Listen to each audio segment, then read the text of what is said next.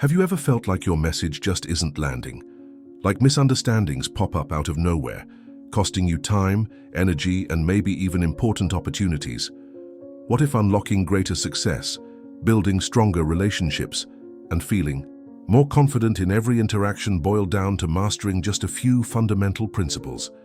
Today, we're diving deep into the timeless wisdom of a true master of human connection, Dale Carnegie, whose insights reveal that the power to influence, persuade, and genuinely connect lies not in complex theories but in practical, learnable skills anyone can develop. We're going to explore how shifting your approach, from the words you choose to the signals you send without speaking, can dramatically change how the world responds to you. By the end of this video, you'll have a powerful toolkit inspired by Carnegie's most impactful teachings, showing you how to ensure your message is not just heard, but truly understood and accepted, how to build unwavering trust, and how to navigate even challenging conversations with grace. This isn't just about talking, it's about connecting on a level that opens doors and transforms your life. So, stick with us until the very end to make sure you don't miss a single, crucial piece of advice that could redefine your interactions. And while you're here, go ahead and hit that like button if you're ready to boost your communication skills, and subscribe to the channel so you never miss out on future videos designed to help you thrive. Communication as a two-way highway, not a one-way street. Dale Carnegie profoundly understood that communication is not a passive transfer of information from one person to another, but an active, dynamic exchange. He often described it as a two-way street, emphasizing that for communication to be truly effective, it must flow in both directions, continuously. Simply delivering a message, no matter how clear you believe it to be, is only half the battle. The crucial other half lies in ensuring that the message is not only received, but genuinely understood and, importantly, acknowledged by the listener. This necessitates constant feedback between the parties involved. Without this vital loop of feedback, misunderstandings are almost inevitable, leading to wasted time, errors, and frustration. Effective communicators, following Carnegie's principles, don't just speak, they engage. They ask open-ended questions to check for comprehension. They observe the listener's body language and facial expressions for cues, and they are prepared to rephrase, elaborate, or correct their message if they perceive any confusion or lack of engagement. Think of a manager explaining a new process to their team. Merely outlining the steps is insufficient. A Carnegie-inspired manager would then ask questions like, "Based on what I've just explained, what are the first 2 steps you will take? Or what potential challenges do you see in implementing this?" By actively seeking this feedback, they ensure the message has landed correctly and that the team is aligned. This continuous loop of speaking and listening, sending and receiving feedback, transforms communication from a simple transmission into a robust, interactive process that builds clarity and strengthens understanding. This principle is fundamental. Communication thrives on interaction and validation from both sides, turning a potential monologue into a productive dialogue that benefits everyone involved. The energy flows back and forth, ensuring that the intended meaning is not lost in transit, but is confirmed and reinforced through active participation. It's about building a connection where both parties are actively involved in the construction of shared understanding, rather than one person simply attempting to push information onto another. This focus on the reciprocal nature of communication is a cornerstone of Carnegie's approach to building better human relations, recognizing that true connection comes from mutual engagement and validated understanding. The silent language, the unseen power of nonverbal communication. Dale Carnegie, ahead of his time in recognizing the nuances of human interaction, understood implicitly the immense power of communication that transcends spoken words. Drawing on research, he highlighted that the vast majority of the impact of our message is carried not by the content of our speech, but by the accompanying nonverbal signals and vocal characteristics. He famously cited figures suggesting that a mere fraction of communication is verbal content.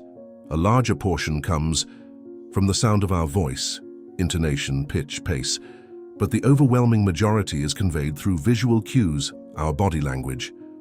This silent language speaks volumes before we even utter a word, and continues to shape the interpretation of everything we say. Consider the simple act of walking into a room.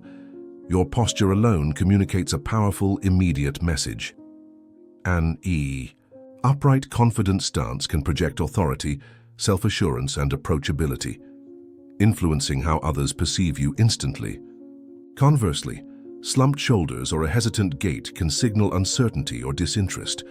Carnegie placed particular emphasis on the power of a smile.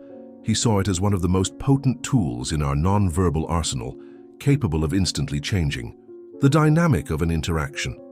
A genuine smile conveys warmth, friendliness, and openness, making others feel more comfortable and receptive to our message. It's not just about curving your lips. A true smile involves the eyes and illuminates the entire face, radiating sincerity. Similarly, eye contact is a critical component. Direct, appropriate eye contact signals honesty, confidence, and genuine interest in the person you are speaking with. Avoiding eye contact, on the other hand, can be interpreted as nervousness, dishonesty, or lack of engagement, creating a barrier.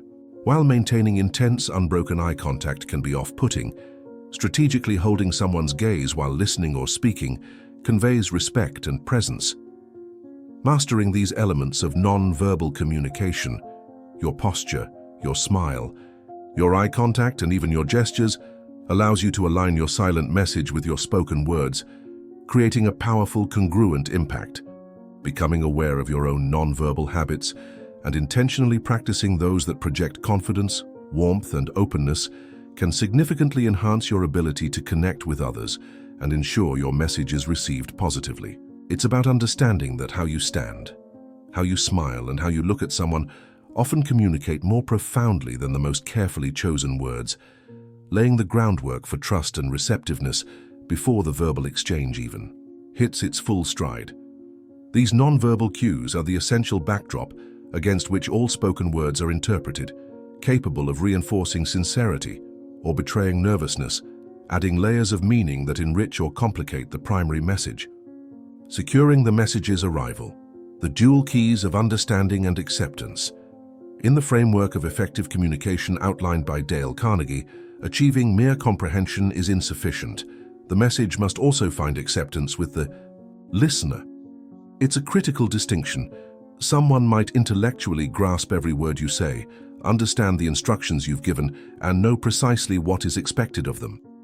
Yet if they internally doubt the feasibility of the task, question its value, or feel resentful about having to do it, the likelihood of them executing it successfully and with full commitment diminishes considerably. Carnegie understood that true communication results in action or a shift in perspective, and that requires buy-in, not just brain-in. He illustrated this point by highlighting scenarios where instructions were clearly given and seemingly understood, only for the result to be completely wrong because the person undertaking the task did not fully accept its premise or believe in their ability to complete it within the given constraints. Gaining acceptance goes beyond clarifying details. It involves addressing potential concerns, acknowledging the listener's perspective, and, where appropriate, involving them in the problem-solving or planning process.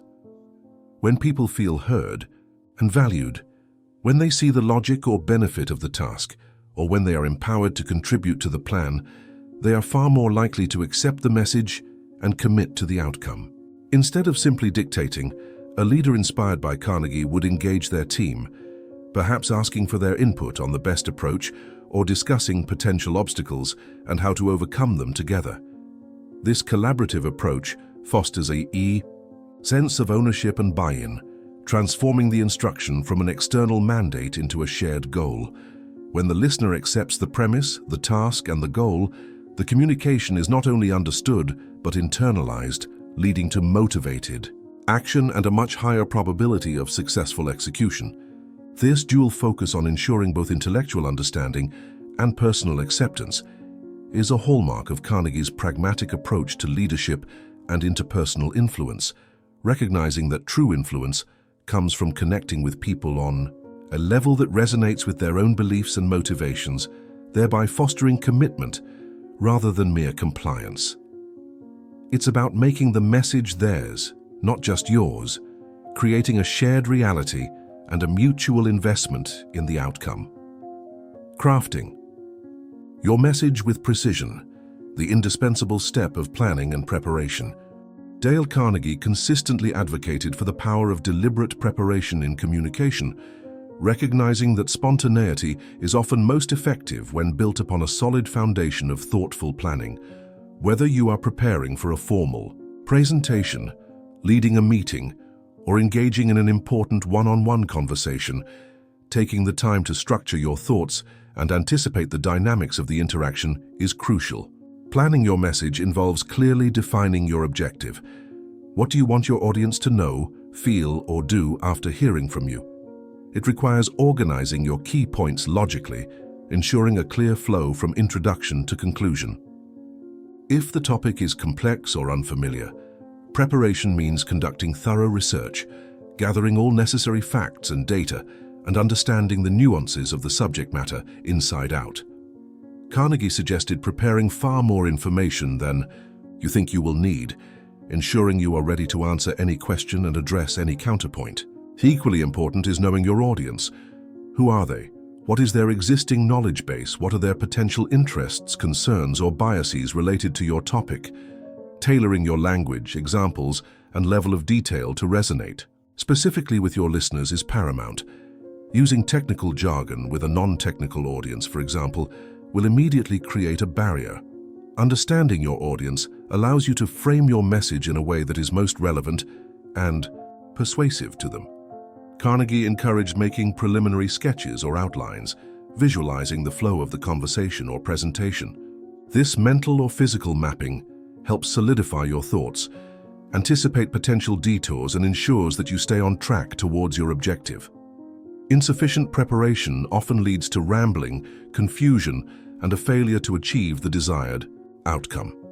By investing time in planning and preparation, you build confidence, enhance clarity, and significantly increase the likelihood that your message will be understood, accepted, and acted upon, demonstrating respect for both your audience and the importance of the communication itself. This deliberate process of thinking through every angle before engaging in the act of communication is a fundamental principle that underlies effective persuasion and influence, allowing the speaker to navigate the interaction with purpose and clarity rather than stumbling through it reactively.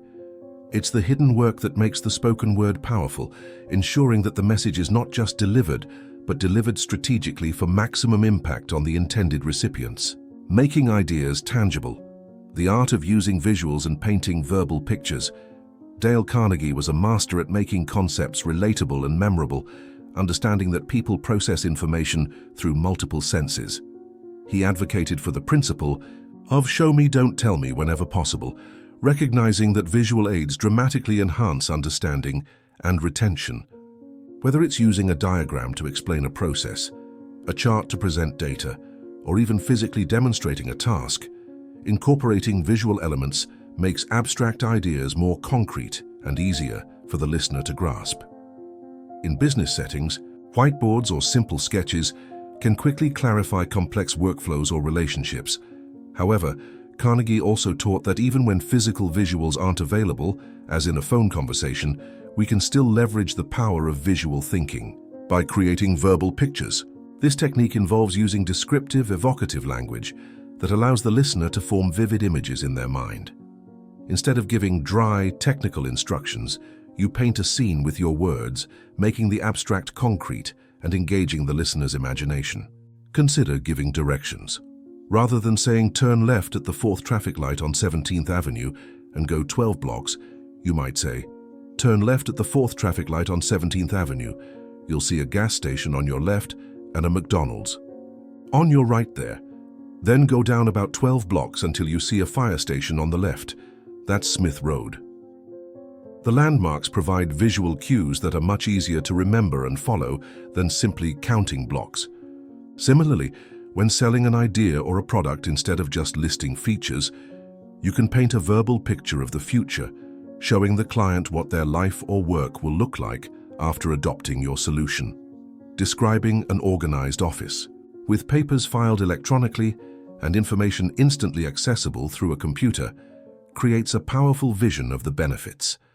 This technique, using descriptive language to create mental images makes your message more engaging, more memorable, and significantly more persuasive by appealing directly to the listener's ability to visualize and feel the impact of your words. It's about transforming abstract concepts or instructions into sensory experiences that resonate deeply with the audience, thereby fostering a deeper level of understanding and connection than purely technical or factual language could achieve.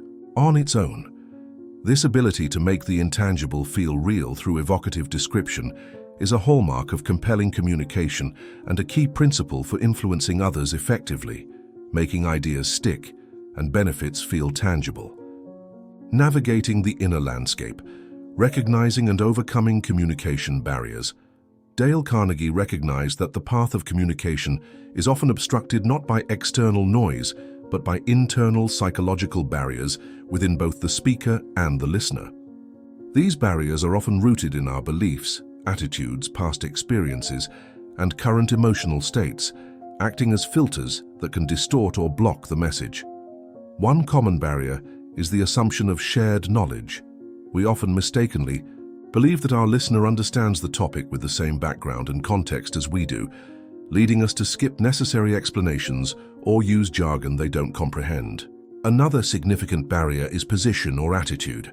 An arrogant or condescending tone from a manager, for instance, can immediately create resentment and make subordinates resistant to hearing the message, regardless of its content. Carnegie emphasized that where resentment exists, acceptance is unlikely. Biases and prejudices are powerful filters. People tend to hear what they want to hear or interpret new information through the lens of their existing beliefs. If a new idea contradicts a long-held view, it might be dismissed outright, not because it lacks merit, but because it doesn't align with pre-existing notions. Our own emotional state also plays a crucial role. When we are stressed, angry, or preoccupied, our ability to listen effectively and interpret messages objectively is significantly impaired. Similarly, a listener's bad mood can make them unreceptive to even the most positive message. Overcoming these barriers requires conscious effort. It involves self-awareness to recognize our own biases and emotional state, and empathy to consider the potential biases and emotional state of our listener.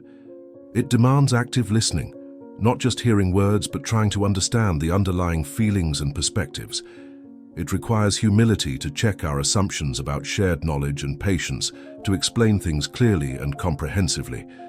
By acknowledging that these internal filters exist and actively working to mitigate their impact, both in ourselves and in our interactions with others, we can create a clearer path for our message to travel and foster more open and honest communication. This continuous effort to understand and manage the psychological undercurrents of communication is vital for building strong relationships and ensuring that messages are received as intended, rather than being distorted by the internal landscape of the listener or the speaker. It's about peeling back the layers of personal history and emotion to find a common ground for genuine connection and mutual understanding, a core tenet of Carnegie's philosophy on dealing with people. Ensuring a clear path, minimizing interference.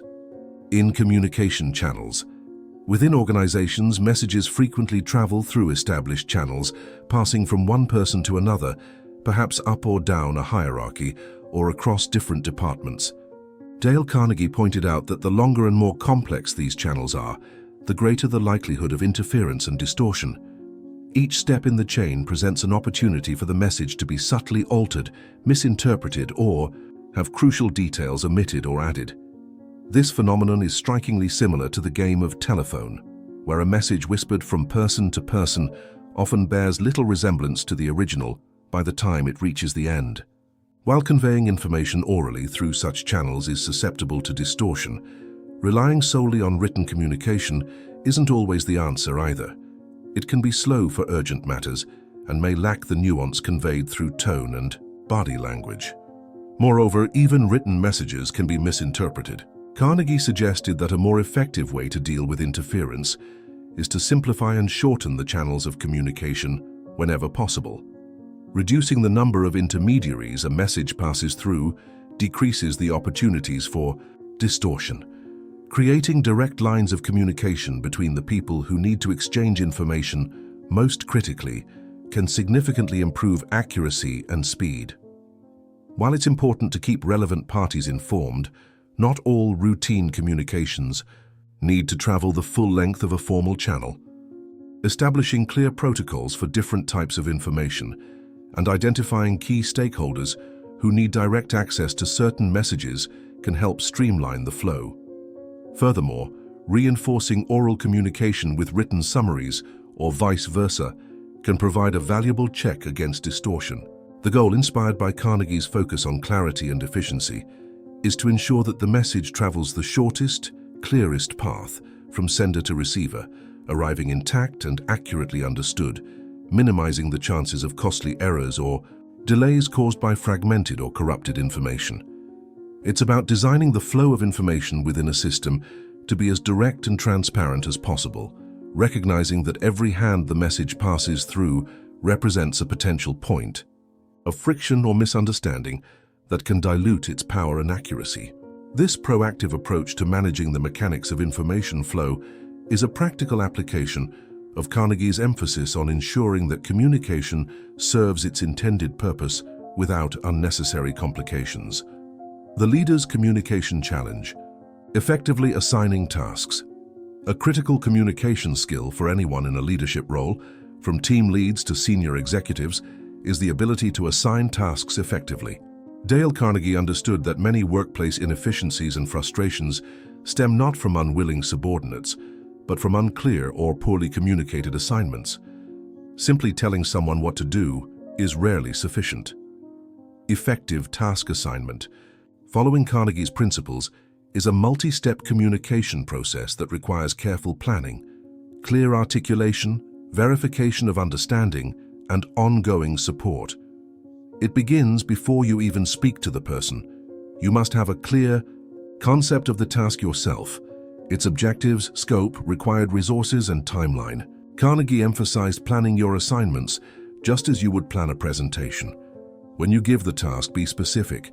Explain not just what needs to be done, but also why it's important and how it fits into the larger picture. This context provides motivation and clarity. Crucially, you must ensure the other person has fully understood the assignment. Asking, "Do you understand?" is often met with a polite "yes," which doesn't guarantee comprehension.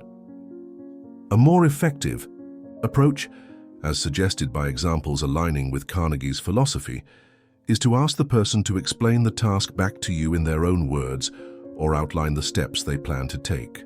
For larger or more complex tasks, asking the individual to develop a written action plan before starting provides an excellent opportunity to review their understanding and approach, making corrections proactively rather than waiting for problems to arise. Furthermore, effective assignment involves ensuring acceptance. Addressing any concerns the person might have about feasibility or resources demonstrates respect for their perspective and increases their commitment.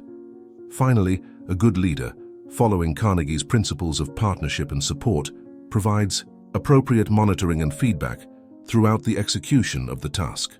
This isn't about micromanagement, but about checking progress, offering assistance and making adjustments as needed, ensuring the task stays on track and the individual feels supported, turning the assignment process into a collaborative effort focused on shared success.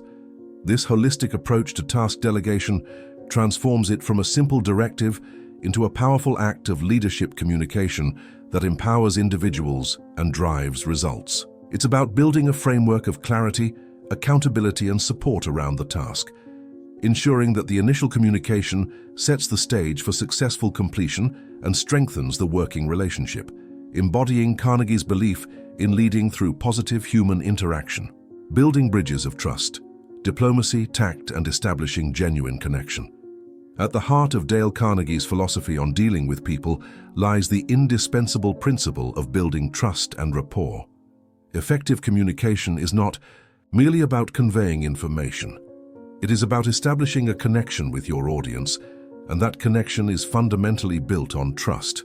Carnegie recognized that our interactions can generate either positive or negative emotions, and that approaching others with aggression, arrogance, or disrespect immediately creates barriers and shuts down the possibility of genuine communication. Diplomacy and tact are therefore essential tools. Being diplomatic involves being mindful of the other person's feelings and perspectives, especially when discussing sensitive or potentially contentious issues. It means choosing your words carefully, considering the potential impact they will have, and framing your message in a way that is respectful and constructive. Carnegie also highlighted the importance of adapting your communication style to the individual you are interacting with. People have different preferences for receiving information. Some are more direct and pragmatic, others value warmth and friendliness, some are highly analytical and detail-oriented, while others are expressive and focus on the big picture. Recognizing these different styles and adjusting your approach accordingly can make your communication much more effective and make the other person feel more comfortable and understood. Beyond technique, however, the deepest level of effective communication stems from earning trust. Carnegie outlined numerous ways to build this foundation: listening attentively with your ears, eyes, and heart, showing genuine respect for the opinions of others, even when they differ from your own, involving people in decisions that affect them, being open to new ideas, being willing to negotiate and compromise, and acting as a mediator when needed. Crucially, building trust requires being a reliable person, keeping your word, fulfilling commitments, maintaining confidentiality, and acting with consistency, fairness, ethics, and honesty. Leading by example, admitting mistakes, and openly sharing information also foster trust.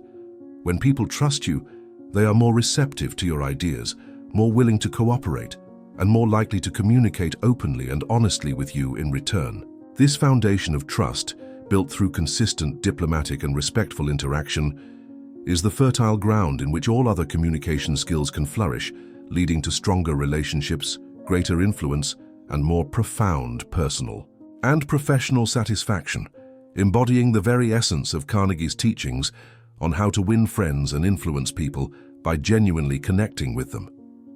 In conclusion, the wisdom of Dale Carnegie provides a powerful framework for transforming our communication from a mere exchange of words into a dynamic process of connection, understanding, and influence. We have explored the foundational principle that communication is a two-way highway, requiring active feedback and engagement from all parties. We've seen the profound impact of the silent language, our body posture, smile, and eye contact in shaping perception and building rapport. We've learned that true communication demands not just understanding but also acceptance from the listener, often achieved through involvement and addressing concerns.